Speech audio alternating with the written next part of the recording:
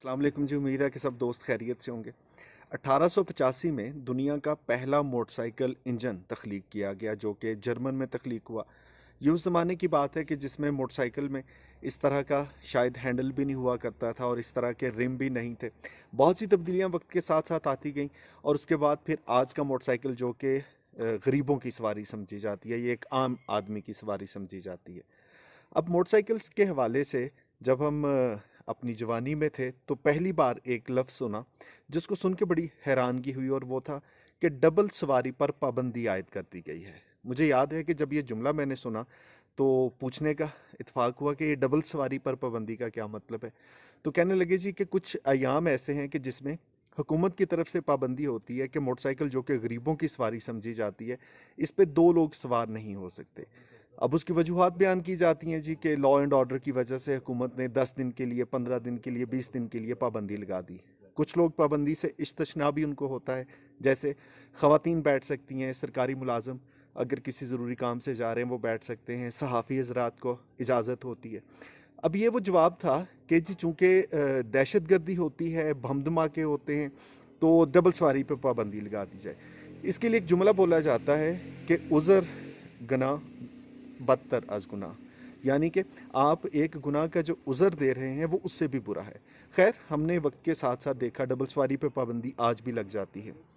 अब हमारे यहाँ हुकूमतों में एक बहुत आम चीज़ रही है कि जब भी कोई मसला हो, आप सबसे पहला काम तो ये करें कि उस चीज़ पर फ़ौरन पाबंदी लगा दें।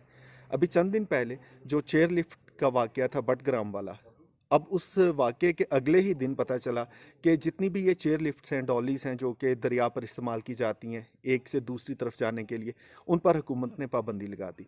मेरा चूँकि पहाड़ी इलाकों में बहुत आना जाना रहता है, मेरे बहुत अच्छे अच्छे दोस्त भी इधर हैं, कुछ इलाकाई लोगों से इस मामले पे बात भी हुई। सबका ये कहना था कि शायद पाबंदी लगाने वालों को इस बात का एहसास नहीं है कि इसकी हमारी ज़िंदगी में क्या अहमियत है। दरियाओं में जब पानी बहुत ज़्यादा आ जाता है तो आप दरिया पार करने के लिए इस तरह की डॉलीज़ के बगैर जा ही नहीं सकते।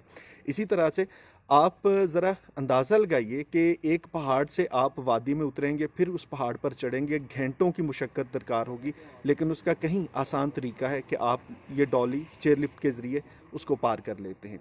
फिर वो कहते हैं जी कि हमारी रोज़मर्रा की ज़िंदगी में तालीम तरबियत से लेके, हमारी पढ़ाई लिखाई के बाद नौकरी से लेके, काम काज से लेके, हमें ज़िंदगी में कितनी बार इन दरियाओं को अबूर करना पड़ता है, तो इसके बगैर हम क्या करेंगे।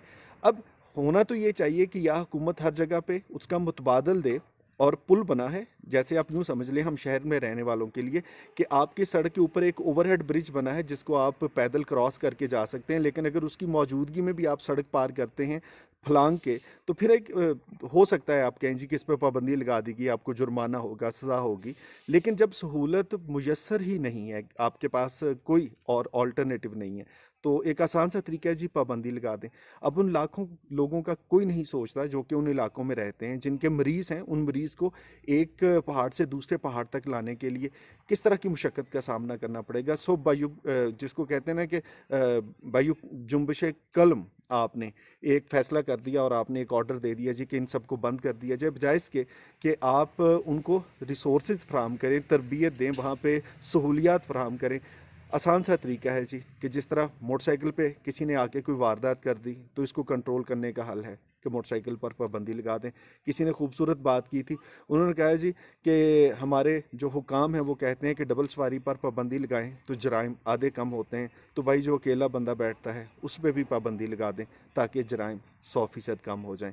सो कुछ यही सूरत हाल है मेरे मुल्क की कि आप बजाय इसके किसी चीज़ को बेहतर करने के, आप फ़ौरन उस पर पाबंदी लगाएं ताकि मसला ही ख़त्म हो।